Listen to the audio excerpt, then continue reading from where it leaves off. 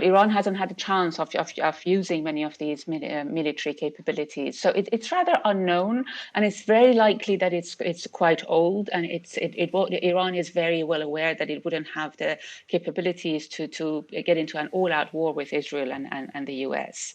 But depending on what Israel does in coming hours and days, Iran might feel that it will be cornered and it will have to respond in ways that at the moment is very difficult to imagine. There has been a surge in oil prices after US President Biden announced discussions over the possibility of Israeli strikes on Iran's oil infrastructure.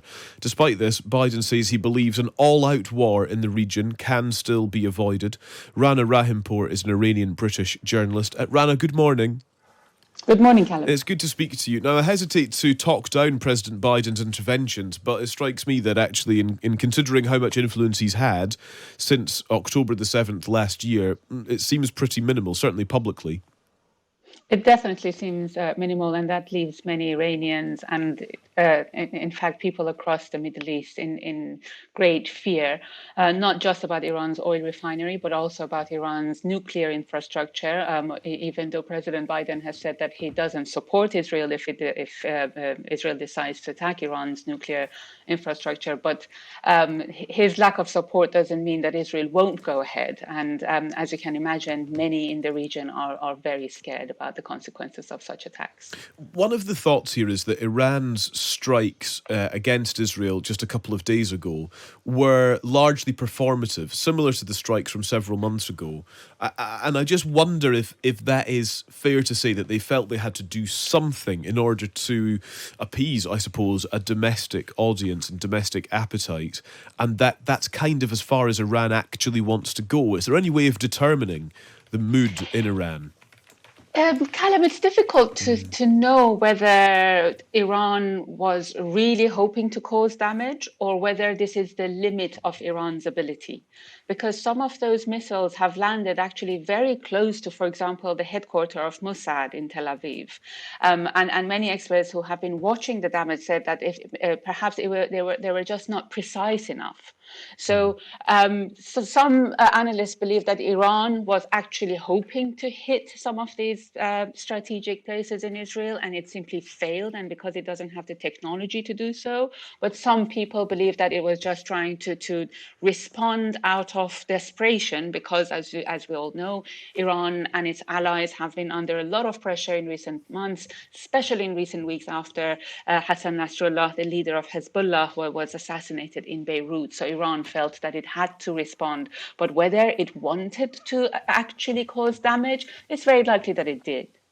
Iran's nuclear facilities, then, at the heart of this present conversation today. I just wonder how easy or difficult it would be for an Israeli operation to actually target nuclear bases, which are more than 1,000 miles from Israel to the main nuclear bases, certainly. I mean, this would not be an easy operation. Not only it's very far from Israel, but they're also very deep in the ground. So both Natanz and Arak nuclear facilities that have been under international sanctions and have been closely watched by the Western powers are very deep under the ground and are in very secure places. Therefore, some military experts believe that Israel would need military support from the United States in order to penetrate these bases in Iran. So it will be a very complicated attack. And also it will be a very drastic move on Israel's part, because that will definitely take this conflict to a different stage. Yeah, a different stage indeed. What is Iran's capability to engage in a conflict of a different nature that would be reached in that context? Would Iran be willing and able to engage effectively? The signals that we have been receiving from Iran since the beginning of the war is a lack of interest in a full-out war. Yeah. Iran has been under sanctions for so many years, and even though it has been investing in its military capability, it's quite dated. And it hasn't really been tested except for Ukraine, because Iran has been helping Russia and sending it killer drones. But Iran hasn't had a chance of using many of these military military capabilities. So it's rather unknown, and it's very likely that it's quite old, and Iran is very well aware that it wouldn't have the capabilities to get into an all-out war with Israel and the US. But depending on what Israel does in coming hours and days, Iran might feel that it will be cornered and it will have to respond in ways that at the moment is very difficult to imagine. Yeah. To what extent has Israel embarrassed the military capability and leadership of Iran at this point? And to what extent does that matter to anyone in Iran versus the kind of worldwide perspective? You know, it's all well and good for us to sit here and say, oh, they have been embarrassed by the decimation of Hezbollah's leadership. But does that play in Iran? It has been embarrassing for Iran, especially in July when the political leader of Hamas, Ismail Haniyeh, was assassinated in the capital of Iran, Tehran, while he was attending the inauguration of the Iranian president in a safe house. That was a huge embarrassment for Iran. And in fact, many Iranian proxies in the region were expecting Iran to respond to that assassination because it was a huge attack. But Iran, for one reason or another, on one hand, Iranians say that, oh, we didn't respond because the Europeans promised there will be ceasefire. But others say, no, Iran was too afraid to respond. Iran didn't respond at the time, and they waited until then the leader of Hezbollah was also assassinated. So when you look at all these fronts that Iran had been working on and has supported over the last 40 years, one by one they have crumbled. So first it was Hamas, then an assassination in the Iranian capital, then in Beirut. So Iran has definitely been embarrassed, and it's now in a very difficult position to respond. Rana, it's really good to speak to you this morning. Thank you for such clear analysis. We appreciate that. Thank you. Thank you. That's Rana Rahimpour, an Iranian-British journalist.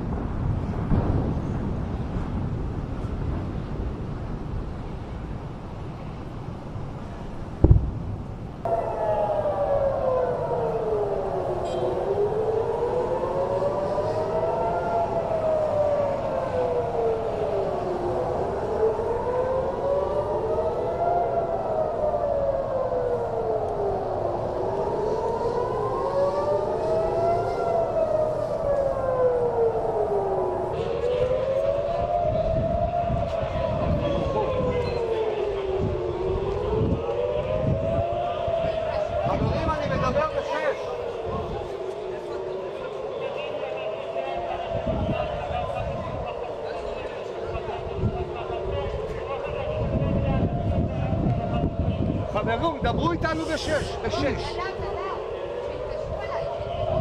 תדברו אליהם.